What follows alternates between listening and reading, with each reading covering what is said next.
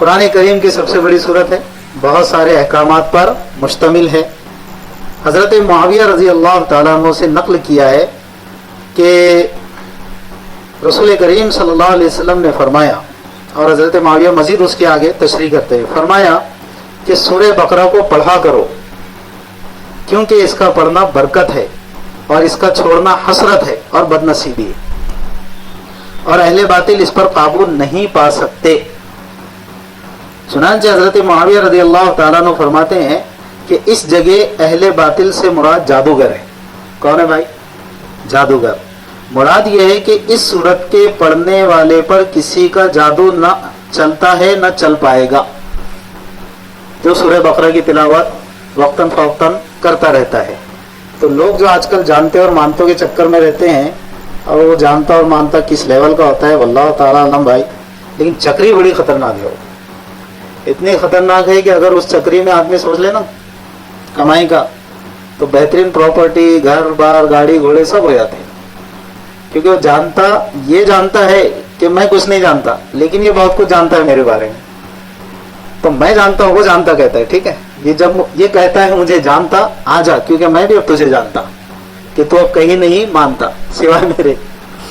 تو black mailing بھی چل رہی ہے اس میدان میں۔ ہاں، کوئی برا نہ جانے بھائی کہ سارے جانتوں پر میں کہہ رہا ہوں، ہاں، جو ہمارے شریعت کی روح سے علاج و معالجہ کرتے ہیں، رقیہ وغیرہ ہے، یا اور بھی ہمارے بزرگوں کا عمل رہا ہے، لیکن کیسا رہتا ہے کہ اچھے لوگوں کو بیس بنا کر کچھ لوگ اپنی دکان بھی شروع کر دیتے ہیں، تو ذرا ہوشیار، خبردار ایسے لوگوں سے۔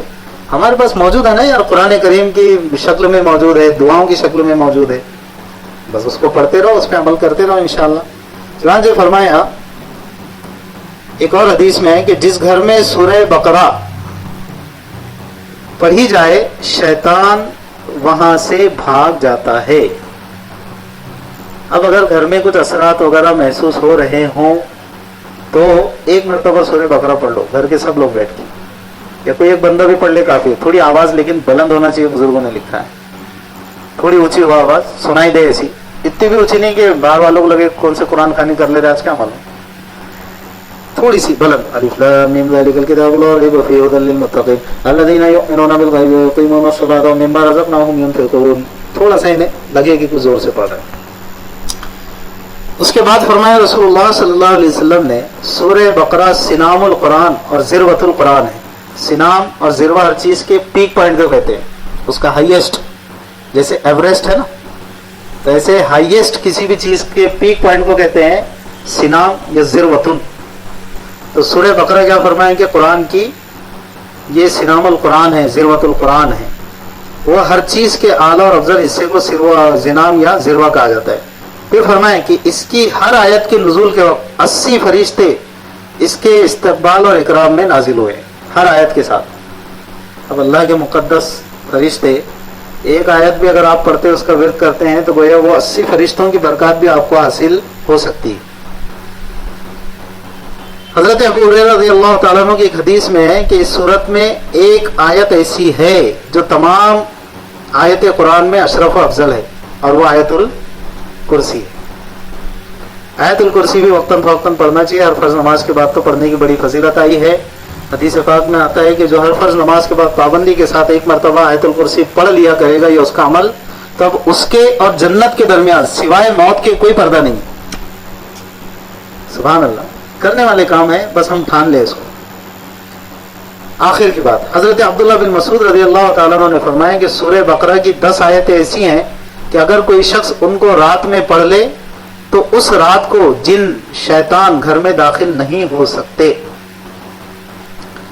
اور اس کو اور اس کے اہل و عیال کو اس رات میں کوئی آفت، بیماری، رنج و غم وغیرہ ناگوار چیز یہ لاحق نہیں ہوگی۔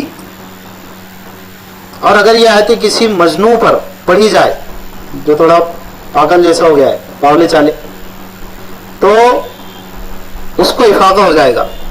اور یہ تجربہ بھی ہے، وہ تجربے شیئر کرے تو بہت لمبی بات ہو جائے گی۔ وہ 10 آیتیں ہیں، کیا 4 آیتیں شروع کی، ابتدائی 4 آیتیں سورہ بقرہ کی، پھر 3 آیتیں درمیانی یعنی آیت الکرسی اور اس کے بعد کی 2، پھر آخر کی سورہ بقرہ کی 3 آیتیں۔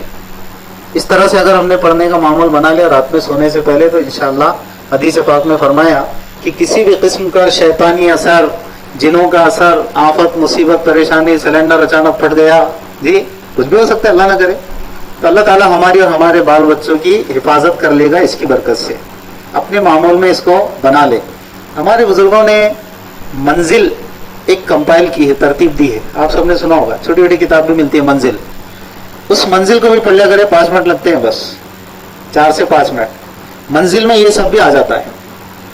اور اگر وہ نہ ہو سکے تو کم سے کم ابتدائی آیات، آیت الکرسی، اس کے بعد کی 2 آیتیں لگ کر، اور پھر آخر کی 3 آیتیں. اس طرح سے اگر ہم نے جی ہاں اپنا معمول بنا لیا تو انشاءاللہ یہ آفتیں وغیرہ سب ختم ہو جائے گی.